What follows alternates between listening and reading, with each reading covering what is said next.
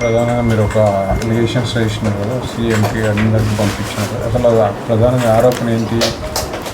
దాన్ని నిజం ఆయన కూడా పరువు నష్టం దావా వేసినట్టున్నారు కదా. ముఖ్యంగా తెలంగాణ రాష్ట్రంలో పోలీస్ డిపార్ట్మెంట్లో వివిధ పదవులను నిర్వహించినటువంటి DGP X DGP Mahender Reddy గారు అక్రమ ఆస్తులు మీద విచారణ చేయాలని ఒక న్యాయవాదిగా నేను రాష్ట్ర ముఖ్యమంత్రి గారికి, గవర్నర్ గారికి, తర్వాత director general of police anti corruption bureau ఈ అధికారులందరికీ కూడా ఒక కంప్లైంట్ పెట్టడం జరిగింది.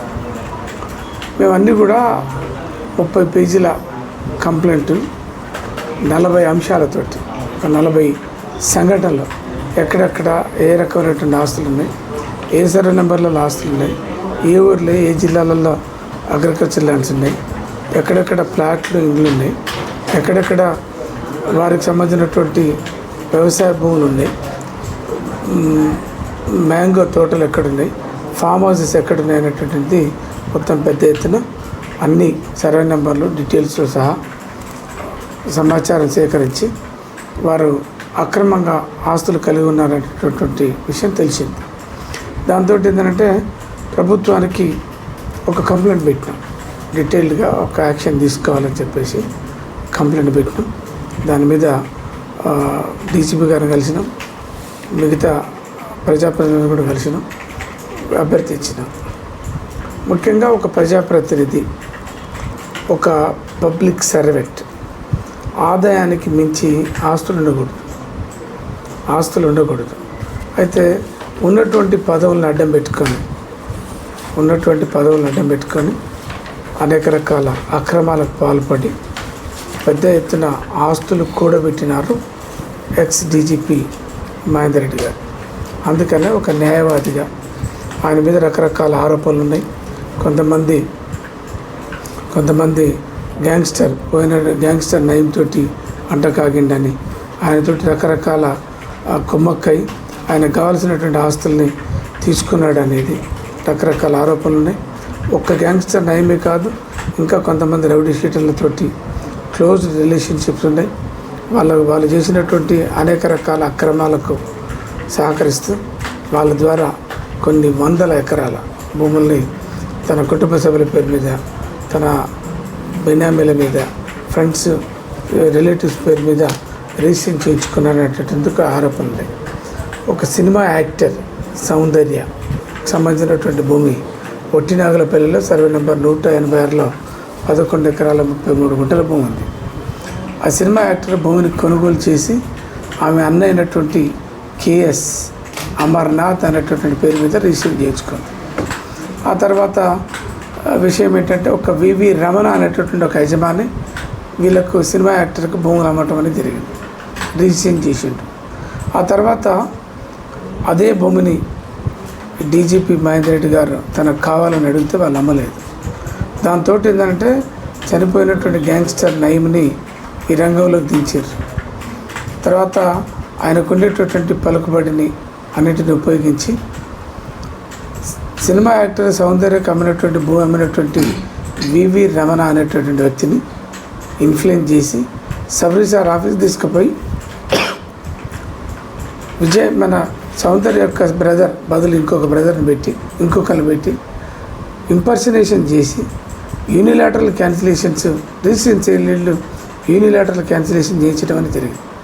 ఒక డాక్యుమెంట్ నెంబర్ 555/2004 అనేటటువంటి ఒక డాక్యుమెంట్ ద్వారా అక్రమాలకు పాల్పడి తన పేరు మీద, తన కుటుంబ సభ్యుల పేరు మీద భూములు రిజిస్ట్రేషన్ చేయించుకోవటం అనేటువంటి జరిగింది. ఆ తర్వాత ఆ భూమిని ఇదే డీజీపీ గారు వేరే ఒక ఎలమంచిలి సమశ్వరం అనేటటువంటి వ్యక్తి పేరు మీద రిజిస్ట్రేషన్ అదే జీపీ ఇచ్చారు. దాని భూములన్నీ కూడా కన్వర్ట్ అయినాయి, అగ్రికల్చర్ ల్యాండ్స్ అన్నీ కూడా నాలా కింద కన్వర్ట్ అయినాయి. ఆ రకంగా మొత్తం రియల్ ఎస్టేట్స్ బిజినెస్ కూడా చేసేటటువంటి పరిస్థితి కనపడుతుంది. ఆయన దేశవ్యాప్తంగా దేశంలోనే రిచెస్ట్ డీజీపీగా పేరు పొందారు మన డీజీపీ మహేందర్ రెడ్డి గారు. ఆయన రకరకాలుగా ల్యాండ్స్ గ్రాప్ చేసిరని ఫ్లాట్లు, లేకపోతే విల్లాలు, కమర్షియల్ కాంప్లెక్స్లు, హౌసెస్, బంగ్లాలు, రకరకాలుగా అన్నీ కూడా కొన్ని వేల కోట్ల రూపాయలు విలువ కలిగినటువంటి ఆస్తులు సంపాదించారనేటువంటిది సమాచారం. దాంతోపాటు అందుకనే అట్లాంటి ఒక ప్రధానమైనటువంటి వ్యక్తుల మీద ఏ రకమైనటువంటి ఆరోపణలు ఉండొద్దనేది నా ఉద్దేశం. అందుకనే అటన్నిటిని కూడా క్లియర్ చేయాలని కొన్నిలో నేను కంప్లైంట్ వేయటం అనేటువంటి జరిగింది. ఈ కంప్లైంట్ వేసిన తర్వాత డీజీపీ గారు ఏంటంటే ఇదంతా నాకు పడని వ్యక్తులతోటి ఇదంతా చేయిస్తున్నారని, డిఫర్మేషన్ వేస్తామని, నిరాధారమైనటువంటి ఆరోపణలని చెప్తాను. నేను వారిని ఒకటే కోరుతున్నాను, క్లియర్గా ఆస్తుల చిట్టా, ఎకరాల చిట్టా, సర్వే నెంబర్లు, ఊర్లు, కమర్షియల్ కాంప్లెక్స్ అన్నిటిని కూడా బహిరంగంగా 40 పేజీలలో 30 పేజీలలో 40 ఐటమ్స్ నేను పేర్కొనటువంటి జరిగింది. ఆధారమైనటువంటి ఆరోపణలు, నిరాధారమైనటువంటి ఆరోపణలు అనేది తేల్చాల్సిన పనిలే.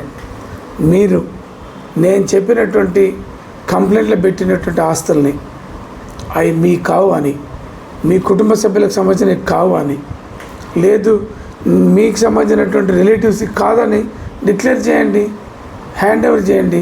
పంచాయతీ పోతే ఏ రకమైనటువంటి ఎంక్వైరీలు అవసరం లేదు, ఏ రకమైనటువంటి కేసులు అవసరం లేదు, ఏ రకమైనటువంటి విచారణ అవసరం లేదు అనేది నేను డిమాండ్ చేస్తున్నాను. అంటే వాళ్ళ రిలేటివ్స్ వాళ్ళు కొనుక్కొని ఉండొచ్చు కదా? అవునండి, వారి మా అమ్మగారు ఉండరు, వారి అత్త ఉన్నది, వారి మేడం ఉన్నది, వారికి సంబంధించినటువంటి కొడుకులు బిడ్డలు ఉన్నారు, వాళ్ళ అన్నల కొడుకులు ఉండరు, అన్నలు ఉండరు.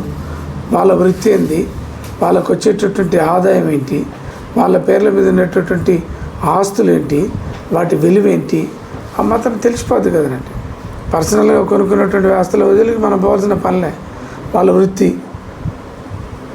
ఏంటి, డీజీపీ మహేందర్ రెడ్డి గారికి సంబంధించినటువంటి వృత్తి ఏంటి, వారికి వచ్చినటువంటి నెలకు వస్తున్నటువంటి ఆదాయం ఎంత, వారు డ్రా చేసినటువంటి శాలరీ పేమెంట్ స్లిప్స్ ఏంటి, వారింటికి కలపని ఏ రెవెన్యూ షీటర్ సప్లై చేసిండో, వారు కట్టుకున్నటువంటి బంగ్లాకు ఏ రెవెన్యూ షీటర్ కావాల్సినటువంటి మార్బుల్స్ ఇచ్చిండు, మొత్తం క్లియర్గా రాసినాం.